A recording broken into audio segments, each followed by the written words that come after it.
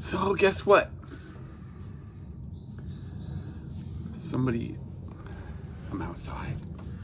Somebody asked me if I would make a video on how to build a guitar off of parts you can find off the internet. And there's a lot of different places where you can get parts, and there's a lot of different price points. But they were more interested in the cheapest stuff that you could find, and will it build a quality guitar? So I looked online. I found this Ash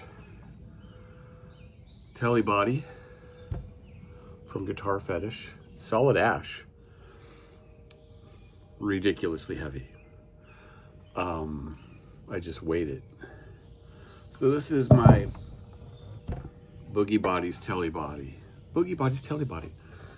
I got from Lynn Ellsworth. So we should probably talk about that. Lynn Ellsworth was the guy that made Eddie Van Halen's first guitar. He ran Boogie Body Guitars out of California. And he showed Wayne Charvel. I think he was making the necks and the bodies for Wayne Charvel, for Charvel Guitars. And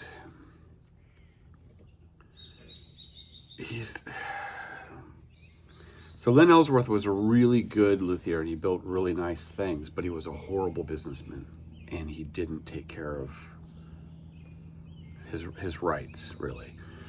Wayne Charvel picked his brain, learned how to do everything he was doing, and then just said, okay, thank you very much. And that was the end of Lynn Ellsworth.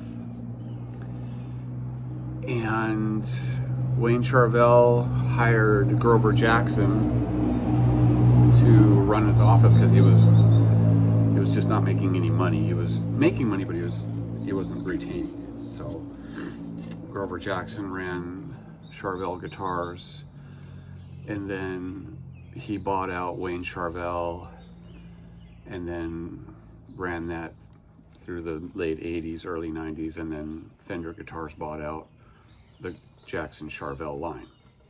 So Lynn Ellsworth was really hurt by missing the boat, not making millions of dollars like everyone else did, and he moved to Washington State. And he met a machinist out in Puyallup, and he said, you know, I used to make these guitars, and the machinist had a CNC machine, a pin router, and all this stuff, and he did metal fabrication and stuff.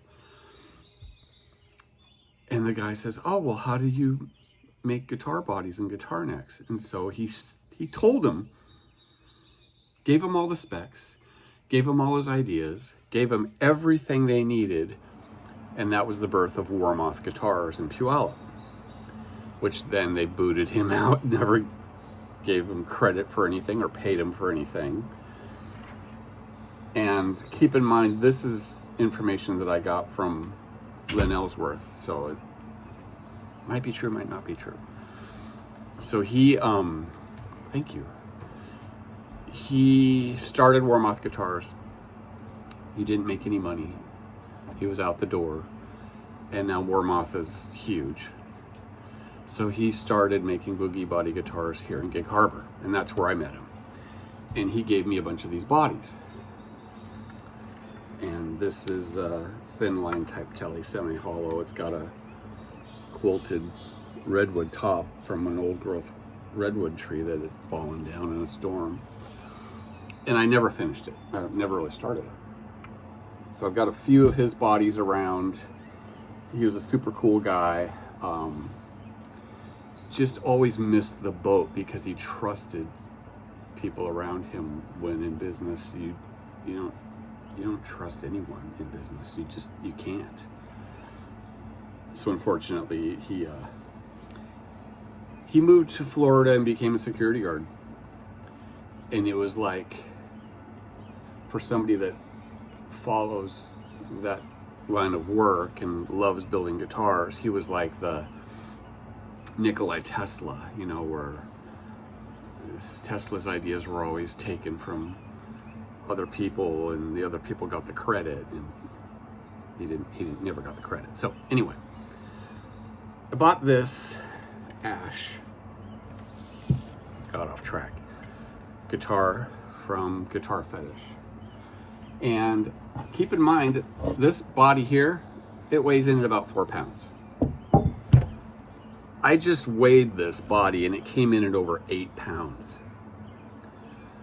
I have guitars that don't weigh 8 pounds. This is going to be a very heavy guitar. I thought about maybe putting some pockets in there and lightening it up, but the purpose of this video was to see if you could take the cheapest things available and build a nice guitar. So I got on,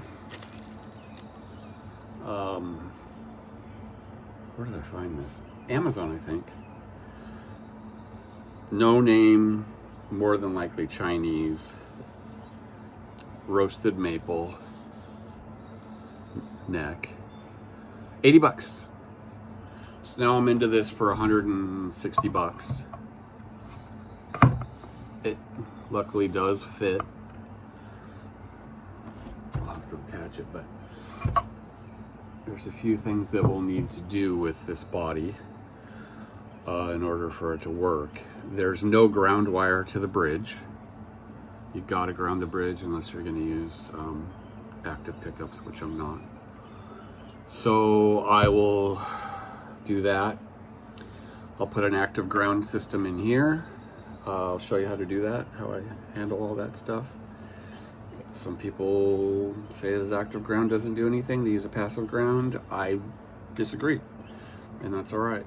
You can be wrong if you want to, but active ground does make a difference with active pickups. So anyway, that's my next project. I will let you know how it goes, and I'm going to do a step-by-step because a couple people reached out and want to know how to do this and how to make the soldering connections and set your soldering iron on your wife's table and mess up her tablecloth and she kicks you outside with the squirrels because apparently her fancy dining room table isn't meant for working on guitars. So anyway, I'll get to that. So the first thing you're going to want to do with your highly questionable Chinese guitar neck is you're going to have to make sure it's straight. This is a notch straight edge that you can get at any luthier shop or from Amazon. And what this thing does is those notches go around the frets, right? And you look for light underneath to see if the neck has a bow in it, all the way down. I can feel there's a little bit of a bow, right? And the bow is in the middle, which means that truss rod is tight. And that's normal because they preload these, because when you put guitar strings on there, it's going to straighten out. The tension will straighten it out. So I know that that bit of play that I have with no load on it is just right. And then I'll also check the heights of the fret wire. I have the same amount of wiggle.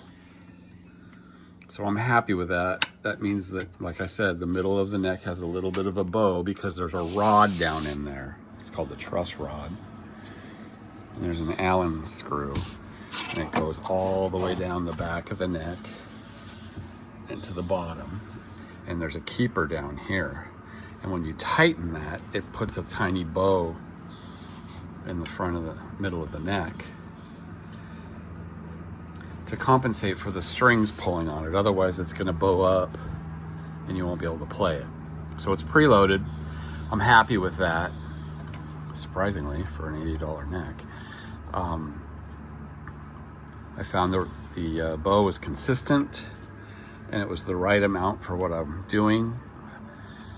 And once I load the strings in there and put this under tension, it's going to compensate for that. If I need to make adjustments, I can do that here. The spacing underneath was equal. I ran little, couldn't do it on camera. Ran little shims underneath it These frets are sharp, and it's 80 bucks. So I'm gonna run some steel wool up and down those to get some of that sharp edge off of them. I don't know what kind of fret wire they use. It says stainless, and to be honest with you, it really does look like it's stainless, which is shocking for 80 bucks. And roasted maple, I was skeptical. Thought maybe they dyed it, but the color's consistent, so we'll find out as I go. So far the $80 Amazon neck is going to be fine. I'm just going to buff these down a little bit because it is kind of sharp. And all I do is I take steel wool and I slide it up and down. I have some fret files I can dress the ends if I need to, but they feel dressed, they just haven't been buffed out. The edges are still really new and sharp right there. And so yeah, that's the next real step, is to make sure you have a straight neck. And from here, I'll leave the neck alone and I'm gonna focus on the body. And I gotta get the bridge located. They have the through the body, strings, and it's set up for string ferrules on the back. Don't trust this at all. So I'm gonna mount the neck to it and I'm gonna run some string all the way from the nut down to the bridge. I'll go ahead and bolt that in. And I'm gonna run string from the slots in the nut down to where the bridge is, and I'm gonna look at the string to see if it's in the proper place on the neck. Because if that bridge is off even a little bit, the string's gonna wanna hang off the edge this way, or that one's gonna wanna hang off that way. It's an imported body, it's an imported neck. If you bought a Fender or a Warmoth or any of those higher grade bodies, the body alone is going to cost you probably close to $700 for a finished body, and probably the same for the neck. I'm into this for $1.50. So these things are, I know what I'm getting into. I've worked with these bodies before, and the one I had before, I had to relocate all of these holes, and it was kind of a pain in the ass, but we'll make it work, and I'll walk you through that next. So the first thing I need to do is you need to decide what color hardware you're going to use. I went with black.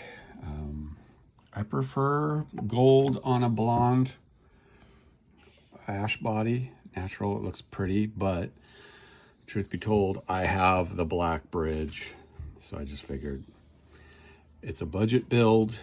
We're not going to break the bank on this one. And it was all to see if you could build a quality guitar with a lower budget. And I had it's a Hipshot, so it's a good bridge. It's not terribly expensive. So we're going to be using the official Faro Guitars prototype, serial number 001. And I'm calling this the Dragon model. And I'm going to attach the neck, and then we will check the alignment for the bridge. So I marked it and drilled it with these pilot holes, and I did confirm that it is definitely roasted maple. Roasted maple has a chocolate smell when you drill it. Really, really strong chocolate smell. And you can see the color of the shavings are consistent. If it was a stained, faked roasted maple, like with a stain, these shavings would be really white. So that's a good sign. So you pre-drill the holes, too small, and work your way up one step at a time. And I pre-thread these before I put it in the neck on the body, so I can make sure everything's perfectly straight. Also, as much as you want to use your impact driver, you don't want to use your impact driver. I mean, it's maple, it's hard. You can pop the heads off these screws, or you can run the screw through your fingerboard. Either way, you're going to have a big old sad face. So take your time, go slow.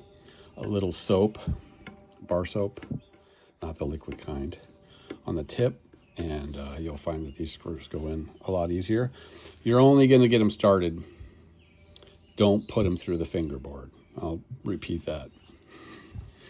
And the next step is to load the neck into the body and torque them down, and then we will check to see just how far off the bridge is going to be. And yeah, we know it's going to be off. Okay, so I got the neck attached. It's all locked in good and tight, right in the pocket, nice and flush. And the next thing I need to do is track how straight the neck pocket and bridge prep are. And this is where they usually go horribly wrong. I've used their bodies before, and I've never had any success making this bridge go where it needs to go, because the strings would be too far off this way or that way.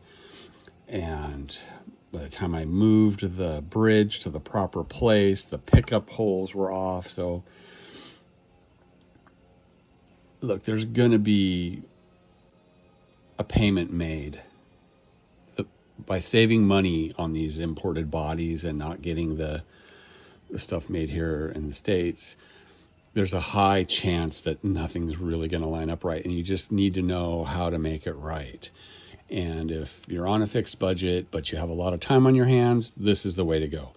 If money's no object and you want to spend $700 on a body, $700 on a neck, now you're into this thing for, $1,400 without the pickups and the electronics and the tuners.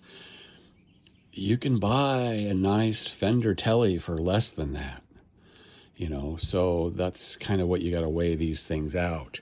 I got started doing this because I couldn't afford a nice guitar, and I would buy pawn shop guitars and just some of the cheaper imports, and I would make them right because it was much cheaper. And then I got into building them. Granted, I would make my own bodies and make my own necks, and that's a whole nother investment in tools. And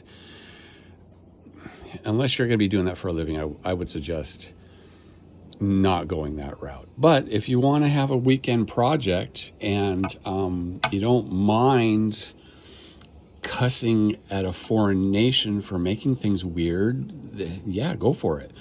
I'm going to go out on a limb and say maybe this one's going to line up. Okay, so there's holes in there, 6 holes. Actually, there's 9, but the 3 in the back are the mounting holes, right? And so this is the bridge that I'm going to use, and it's prepped for that. Now, when you order your bridge, there's 2 different hole sizes, meaning widths, the spacing between them. Since this came from overseas, I ordered the imported prep, and it's I'm going to get it backwards, but I'm going to say that I ordered a US bridge for the last one, and it was off, so I had to get an import one. I think the US bridges are a little wider spring spacing, but don't quote me on that. Just make sure you get the one that's for the body that you got, and I'm almost certain that the imported ones are a little narrower. So I got this Hipshot bridge on Amazon, and they're a good bridge. And you just got to line those 6 holes up with the holes through the body, because the strings go through the body. Get it perfectly lined up. You can look through those holes and you can see. I don't know if you can see in there or not, but anyway, line it up perfectly, exactly where you want it. Take a string, hold one end there in the saddle between those 2 chrome screws, stretch the string all the way up to the nut, low E nut, right there, slot. And another slot for the high E, stretch it down and check it down here. When you're looking down at the string, the gap between the string and the edge of the neck should be consistent on both sides. right? You'll know it if it's not if you play a lot. So that's what I'm going to do now. Well, for whatever reason, this thing came out perfectly straight, which means I have to take back all those horrible things I was saying about foreign countries, but even the blind squirrel catches a nut now and then. Let's talk about scale length. This is using the Fender scale, which is 25.5 inches. Gibson is 24.75 inches. Paul Reed Smith and others is 25 inches. Well, what does that mean? The distance between the pinch point on the bridge, where the string meets the bridge, and where the string meets the nut on this is 25.5 inches. That's important because these are all, frets are all placed in a specific spot so that the tunings will be right, well, within very, very small degree, for the proper notes to be played. The fret spacing on a 25.5 inch scale neck is different than that of a 25 or a 24.75 in order to get the same tones. The Gibson neck is going to be 24.75, which is 3/4 of an inch shorter than the Fender, right? And just like if you move your fingers up the fret, you're raising the pitch of the string when you push it. It's getting higher and higher and higher the shorter the string is. Therefore, the string tension on a Fender is going to be different than the string tension on a Gibson, because a Gibson neck is shorter, right? The Gibson tension is going to be a little looser than on a Fender, which is longer. They have to loosen the tension to get that same pitch out of a shorter string. Pretend like you're moving your fingers up the fretboard and you wanted this to be, and instead of an F, an E, you would tune it down until this note rings an E. But when you take your finger off, it's E flat. Okay. I don't know if that makes sense or not, but it's true. Trust me. So we're looking for 25.5.